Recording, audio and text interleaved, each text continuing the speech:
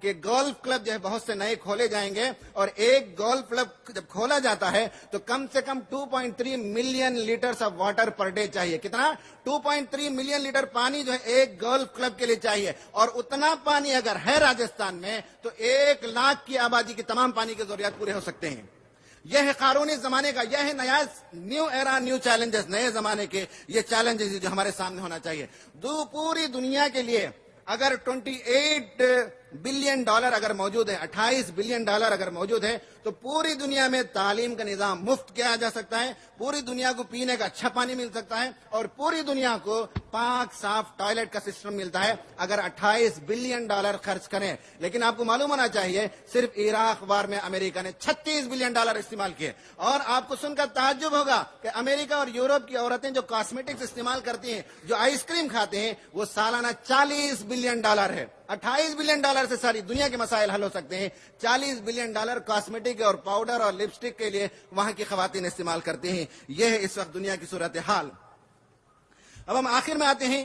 Special economic zone اس ہندوستان کے اندر بڑی تیزی سے ابھر رہا ہے، اور اس پر معاشیات کے ماہرین نے، سیاست دانوں نے، سوشل ایکٹیوسٹ نے اس کی مخالفت کی. اسپیشل اکنامک زون جو SEZ کے نام سے جانا جاتا ہے، کیا کیا گل کھلاتے ہیں. سب سے پہلا SEZ مدراس میں کھلا، جو مہندرا سٹی کے نام سے کھلا.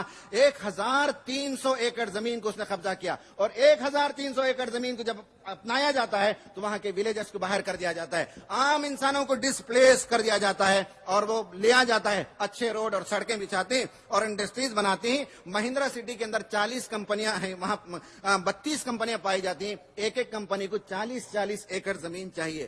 تو اروندھتی رائے نے اپنی ایک کتاب میں لکھا ہے کہ اس پورے اسپیشل اکنامک زون اور بڑے بڑے جو ڈیم بنائے گئے ہندوستان میں 4200 بگ ڈیمز پائے جاتے ہیں. ان سب کے نتیجے میں 50 ملین لوگ، 5 کروڑ لوگ بے گھر ہو گئے. یہ ہے دنیا کے قارون کا دیا ہوا نظام، جس کے نتیجے میں 5 کروڑ لوگوں کو ان کے گھر سے بے گھر کر دیا جاتا ہے، ان کے ولیج سے نکال کر باہر کر دیا جاتا ہے. یہ نندی گرام کا ایشو کتنا افسوسناک ہے. یہ کمیونسٹ پارٹی کے لوگ کہتے تھے کہ ہم غریبوں کی حمایت کرنے والے، ہم لیبرز طبقے کی حمایت کرنے والے، اور اپنے گولیوں سے مسلمانوں کو بھون دیتے ہیں، نندی گرام کے مسلمانوں کو بھون دیتے ہیں. پھر بھی یہ جمہوریت کے دعوے دار ہیں، پھر بھی گویا کہ دودھ کے دھلے ہوئے اور زمزم کے نہائے ہوئے ہیں کہ ان سے کوئی جرم سرزد نہیں ہوتا. اور ان کے ذمہ دار بڑی بے شرمی کے ساتھ کہتے ہیں کہ 30 سال تک ہم نے مسلمانوں کے درمیان فسادات ہونے کا موقع نہیں دیا. لیکن فسادات تو نہیں ہوئے، ان کی زمینوں کو چھین لیا گیا اور اپنے بندوق کی گولی سے انہیں بھون دیا گیا. جب مسلمانوں نے احتجاج کیا تو بڑی حکمت کے ساتھ، بڑی عیاری کے ساتھ، بڑی چالاکی کے ساتھ تسلیمہ نسرین کا ایشو بیچ میں لایا گیا، اور اس پورے مسئلے کو انہوں نے گل کر دیا. نندی گرام کے مسئلے کو گل کر دیا اور تسلیمہ نسرین کے ایشو کو انہوں نے اجاگر کر دیا. ہمارا سوال ہے کہ ہمارے حکمرانوں کو آخر تسلیمہ نسرین سے اتنی محبت کیوں ہے؟ یہ محبت جو ہے انورٹڈ کماز میں نہیں ہے، عام معنوں میں ہے. آخر کون سی بڑی لکھنے والی ہے؟ آخر بہت کون سے اسے سرخاب کے پر لگے ہوئے ہیں، اس کے بالوں میں آخر کون سے موتی ٹنکے ہوئے ہیں کہ صاحب اس کے پیچھے لوگ ہنگامہ کرتے ہیں. سارا ہندوستان اس کے پیچھے لگا ہوا ہے، اور پورے ایشو کو، نندی گرام کے ایشو کو انہوں نے گل کر دیا تسلیمہ نسرین کے ایشو کو ڈھا کر. یہ نیا زمانہ اور نئے چیلنجز ہیں، یہ دور، یہ عہد جس میں قارون کا ایک بہت بڑا ظلم ہے، جس کے خلاف تحریک اسلامی کو اٹھنا پڑے گا. آخر چیز کے وقت میرا ختم ہوتے آ رہا ہے.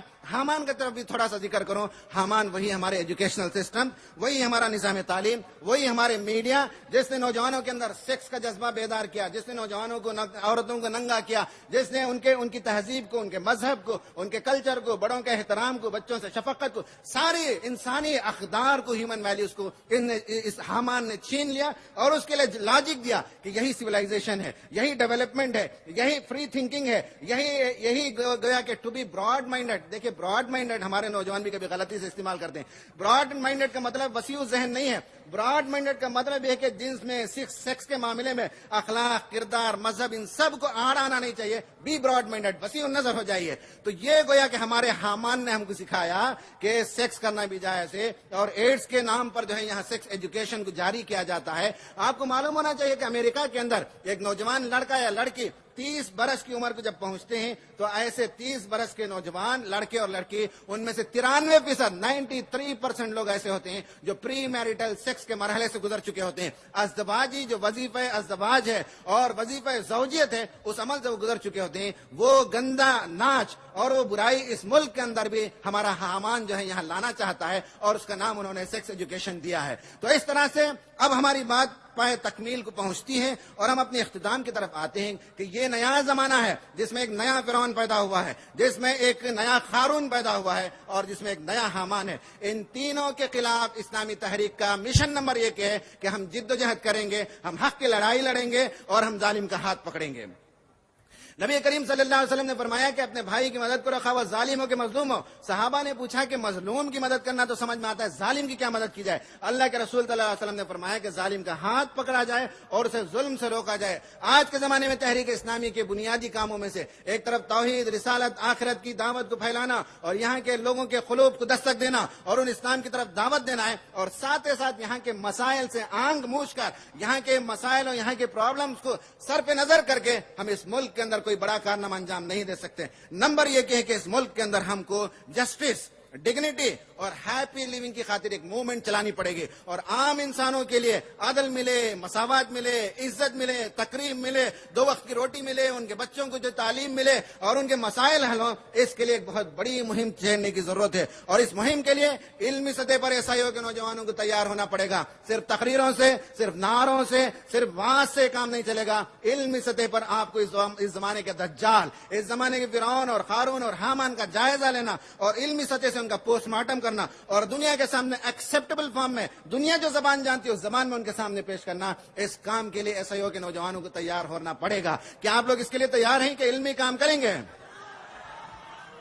نمبر 2 یہ ہے کہ گلوبل اسلامک موومنٹ، ساری دنیا کے جو اسلامک موومنٹس ہیں ان کا ایک گلوبل ایجنڈا تیار کرنا پڑے گا۔ ہمارے محترم جناب ڈاکٹر عبداللہ انصاری صاحب ہمارے جب امیر جماعت تھے تو انہوں نے اپنی تقریر میں یہ بات بتائی تھی کہ اس وقت دنیا کو جس بات کی ضرورت ہے وہ یہ کہ اسلامک موومنٹس کا گلوبل ایجنڈا تیار کیا جائے، اور اس وقت کے قارون اور فرعون اور حامان کے خلاف بن باندھنے کے لیے، ریزسٹنس کے لیے، رکاوٹ کے لیے، حق کی آواز اٹھانے کے لیے اسلامی تحریکوں کو آپس میں ملنا پڑے گا اور ایک گلوبل ایجنڈا تیار کرنا پڑے گا۔ اس پر ڈاکٹر صاحب نے مزید یہ بات بھی کہی، ہندوستان کی تحریک اسلامی اس موقف میں ہے دیگر تحریکات اسلامی کے بالمقابل کہ یہ کام آگے بڑھ کے کر سکتے ہیں، ہم لیڈرشپ کا رول ادا کر سکتے ہیں اور دنیا کی تحریکات اسلامی کو متحد کر سکتے ہیں۔ نعرہ تکبیر، اللہ اکبر، نعرہ تکبیر، اللہ اکبر۔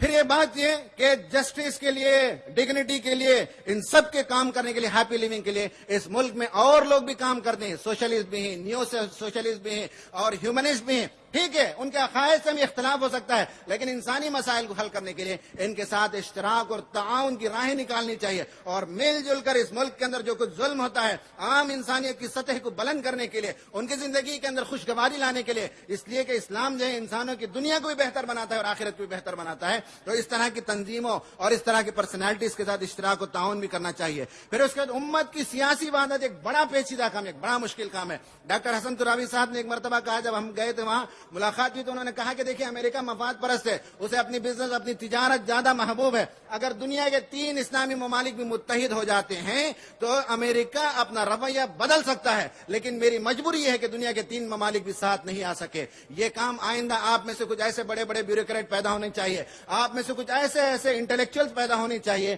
جو آگے چل کر دنیا کے کم سے کم 2-4 مسلم ممالک کو آپ متحد کر دیں تو دنیا کا نقشہ بدل سکتا ہے۔ پھر اس کے بعد یہ ہے کہ مشن نمبر 1 یہ ہے کہ دنیا کے اندر، اس ملک کے اندر بالخصوص جسٹس اور ڈگنیٹی اور ہیپی لیونگ کے لیے ایک موومنٹ چلانا، ایک مہم چلانا اور ایک تحریک چلانے کی ضرورت ہے۔ مشن نمبر 2 یہ ہے کہ اس امت مسلمہ ہند کی سربلندی کے لیے بھی کام کرنا پڑے گا۔ اس سے ہم سر پہ نظر نہیں کر سکتے، اس ملک کے اندر جب ہیں تو اس امت مسلمہ کے مسائل اور اس کے حقوق کی خاطر بھی ہمیں کام کرنا پڑے گا، لیکن وہ حق کی بنیاد پر، انصاف کی بنیاد پر، فرقہ واریت کی بنیاد پر یہ کام ہم کو نہیں کرنا چاہیے۔ آپ کو معلوم ہونا چاہیے ہمارے مساجد جو اپنا حقیقی رول ادا کر سکیں اس کے لیے ہمیں کام کرنا پڑے گا۔ ہماری مساجد کے اندر تفریق، ہمارے مساجد کے اندر لڑائی جھگڑے، ابھی قریب میں ایک مرتبہ میں گیا تھا وہاں بنگلور میں ایک مسجد میں، تو عصر کی نماز میری لیٹ ہو گئی تھی۔ عصر کی نماز پڑھ کے بعد میں اندر گیا تو اصل میں نکاح پڑھایا گیا. نکاح پڑھانے میں غلطی مولوی صاحب نے کر دی. ایک اور مولوی صاحب جو لڑکے کی طرف سے آئے تھے انہوں نے کہا کیا جی مولوی صاحب تمہیں نکاح پڑھانا نہیں آتا کیا؟ ہمارے نوشو کا نکاح ہی نہیں ہوا. اب وہ دوسرے صاحب جنہوں نے نکاح پڑھایا انہوں نے کہا کہ آپ کی داڑھی تو اتنی بڑی ہے لیکن عقل آپ کی چھوٹی ہے نا مولوی صاحب, نکاح اس سے ہو گیا.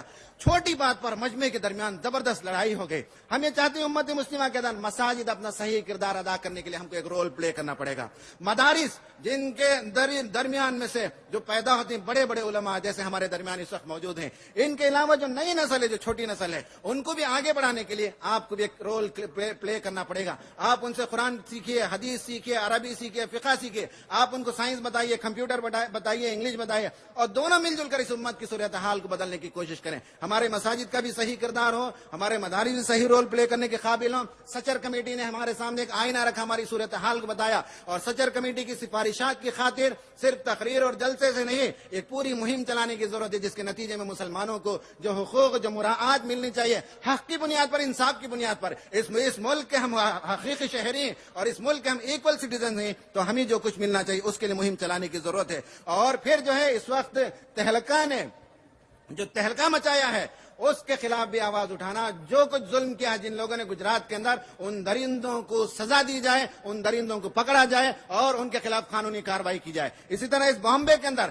بامبے بلاسٹ کے لوگوں کو تو سزا دی گئی, یقیناً ان میں سے جو غلط کار تھے ہم نہیں جانتے کیا تحقیقات ہوئی اور کیا جو ہے وہاں کمیشن میں بٹھائی گئی, لیکن بامبے کے جو بلاسٹ ہوئے تھے وہ ری ایکشن تھا اور اصل میں ایکشن تھا بامبے کے اندر 1993 میں جو رائٹس ہوئے تھے. اور سری کرشنا کمیشن رپورٹ نے یہاں کے بڑے بڑے سیاستدان اور یہاں کے 15 سے زیادہ پولیس افیشلز کو یہ مجرم قرار دیا تھا, اور ہماری کانگریس کی حکومت بار بار وعدہ کرتی رہی لیکن سری کرشنا کمیشن رپورٹ کو کبھی انہوں نے نافذ نہیں کیا. ہمارے ایجنڈے میں سے یہ بھی ہونا چاہیے کہ حق و انصاف کی آواز کو بلند کریں اور یہاں سری کرشنا رپورٹ کی کمیشن کے مطابق جنہوں نے جرم کیا انہیں واقعی سزا ملنی چاہیے. یہ بھی ہمارا ایک کام ہونا چاہیے. پھر یہ کہ آخر میں اپنی بات کو ختم کروں گا, ایک طرف تو یہاں کے اس ملک کے ڈگنیٹی اور جسٹس کے لیے کام کرنا, نمبر 2 یہ ہے کہ یہاں امت مسلمہ کی سربلندی کے لیے کام کرنا, اور نمبر 3 آپ جیسے نوجوانوں کے لیے جو ہماری بنیادی دعوت توحید رسالت آخرت اسے ایک نئے انداز سے ایک نئے ڈھنگ سے پیش کرنے کی ضرورت ہے. مثلا اس کے لیے آپ کو کامکس لکھنا, اس کے لیے آپ کو کارٹون کی شکل میں آخرت کے تصور کے لیے فلم اور نغمے اور ترانے اور سیریلز اور ناول اور اچھی کتابیں, ان طریقوں سے اگر آپ توحید رسالت آخرت کی دعوت کو طلبہ نوجوان جس انداز کو سمجھتے ہیں اس انداز میں آپ انٹرنیٹ کے ذریعے سے اور دیگر ذرائع سے اگر آپ پیش کر سکتے ہیں تو اس ملک کے لیے ہمارا یہ 3 مشن ہوگا. بنیادی کام کے ساتھ اقامت دین کی تحریک کے ساتھ ساتھ یہ 3 کام ہمیں نیا مشن ہوگا جس میں اس ملک کے عوام کے لیے, اس ملک کی امت مسلمہ کے لیے کام کرنا, اور پھر علمی انداز سے توحید رسالت آخرت کی دعوت کو جدید اسلوب میں پیش کرنے کی ضرورت ہے. میں اپنی گفتگو ختم کر چکا. اللہ تعالیٰ سے دعا ہے کہ اللہ تعالیٰ آپ جیسے نوجوانوں کو اس بات کی توفیق عطا فرمائے کہ نئے زمانے کے قارون کو, فرعون کو اور حامان کو سمجھ سکیں, اور ان لوگوں نے جو ظلم کر رکھا ہے اس ظلم کے خلاف آواز اٹھانے کے اللہ تعالیٰ ہم سب کو توفیق عطا فرمائے, اور اللہ تعالیٰ ہم سب کو دنیا اور آخرت کی بھلائیاں عطا فرمائے, ہماری دنیا کی زندگی بھی خوشگوار بنائے. اللہ تعالیٰ ہمیں دنیا کی بھی دولت عطا فرمائے, دین کی بھی دولت عطا فرمائے, اور آخرت میں اللہ تعالیٰ ہمیں جہنم سے حفاظت فرمائے. نبی کریم صلی اللہ علیہ وسلم کی شفاعت نصیب فرمائے, نبی کریم صلی اللہ علیہ وسلم کے دست مبارک سے حوض کوثر کا پانی نصیب فرمائے, عرش کا سایہ نصیب فرمائے, اور اللہ تعالیٰ ہمیں جنت کے اندر داخلہ فرمائے. آمین. وآخر دعوانا ان الحمد للہ رب العالمین.